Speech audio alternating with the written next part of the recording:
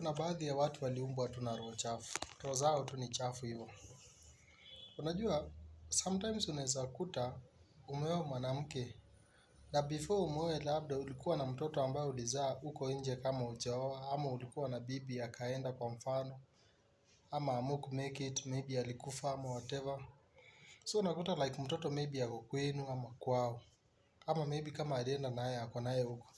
So wewe kama mwanaume mwenye unajielewa, there is a way you are supposed to help that child in any way possible yenye unaweza. So unakuta uko na mtu umemuoa, baadaye akiona unasaidia mtoto wako anakasirika. Akiona unatumia mama yake pesa ama mama yake mwenye ako na mtoto pesa anakasirika. Hata kama unatumia mama yako pesa asaidie ule mtoto wako, unakuta mwanamke wenyewe anafura tu. Sasa hiyo ni roho gani? Hiyo ni roho gani by the way? Unaweza sikiaje vibaya mtu akisaidia his own blood? Ulitaka afanye nini kwa mfano? Na pia kuna baadhi pia ya wanaume, ukiwa na mtoto amekuoa, alafu aone sasa wewe unatumia mama yako huko nyumbani penye umeacha mtoto, unamtumia pesa labda asaidie mtoto wako mwenyewe. Unaona mwanaume anakasirika. Unakasirikia nini my friend? Hiyo hata sijui naweza comment nini. Hiyo ni kukuwa tu na roho chafu. Huwezi kataza na huwezi zuia mtu kusaidia mtoto wake mwenyewe. Wewe kukutana na mtu, wewe you're just people that know each other. You'll never be relatives, let me tell you. The child ambaye mtazaa pale ndio relative yenu, mkizaa mtoto ndio relative yenu, but you two you'll never be relatives.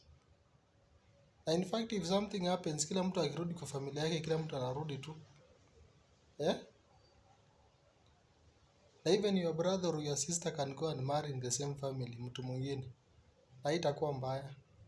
Because wakati mnaachana hivyo, mnapeana divorce, hiyo huko inaisha hivyo. So let me tell you this. Kama utakuja kupata umeoa mtu ama umeolewa na mtu ambaye unajua tayari ako na mtoto ama alishakuwa na mtoto, please understand that ni responsibility ya huyo mtu kusaidia mtoto wake.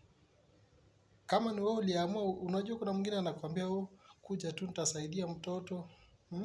Alafu anafika pale anaanza kusita sita. Yaani unajua some other time mtu anaongeanga maneno ili ya kuwin. Ikifika kwa ndoa anaanza kukuambia huyo mtoto si ako na baba yake, huyo mtoto si ako na mama yake, mbona unamtumianga pesa, bado unataka huyo mtu sijui nini whatever.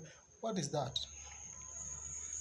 Na mimi binafsi tu, mimi niseme tu mimi kivyangu, hakuna mwanamke anaweza nizuia mimi kusaidia